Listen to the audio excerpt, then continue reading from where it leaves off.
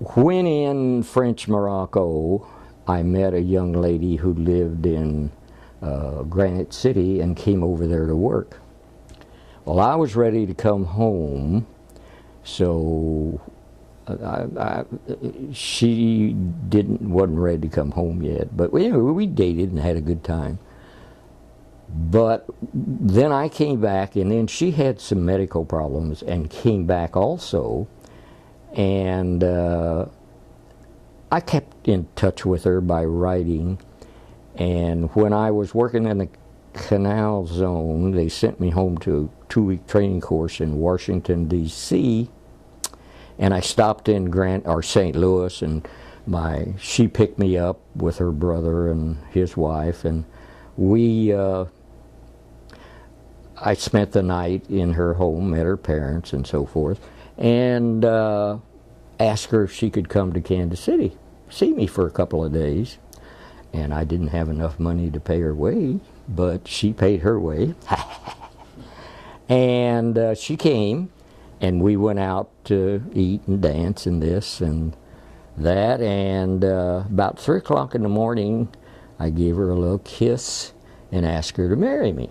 She said yes. And about that time, I blew the horn.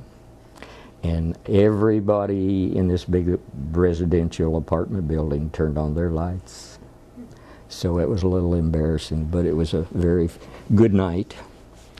And then she came to Canal Zone, and we got married. And then we came back to Kansas City, and I still work for the government. But then I heard about a job in Brussels, Belgium, with the Federal Aviation Administration, and that was a turning point in my life, I think. I enjoyed working for the FAA, as it was called, because it was a fun organization. And, you know, some of the government agencies are old and they're straight-laced, and to work with, like, Medicare and Medicaid, and that wouldn't excite me. So I was, again, very fortunate that I was working with the government with FAA, and I watched, it was Civil Aeronautics Administration, became a department in itself, and then it went under the Department of Transportation. So I've been very fortunate in my life of being at the right place at the right time, and that does help. But I have had a good work life. I've had a good marriage. We were married for 51 years plus, and I think that being married 50 years is a very significant time in your life. It's something that a lot of people can't make, and it takes two. But as I say, I had a good marriage, but I won't discuss this very much in detail, but my wife and I did adopt 2 children. They were true blubber. They were 2 brother and sister, and the girl was 2 and the boy was 1.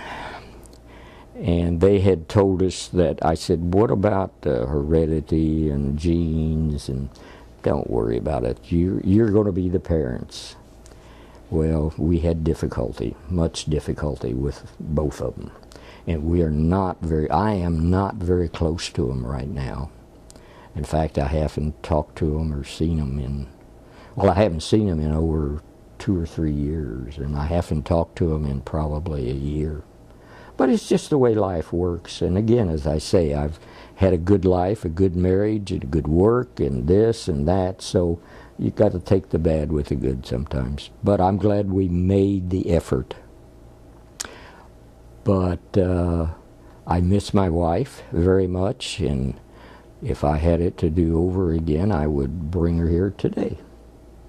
But without a lot of fanfare, that's basically my life from little to big.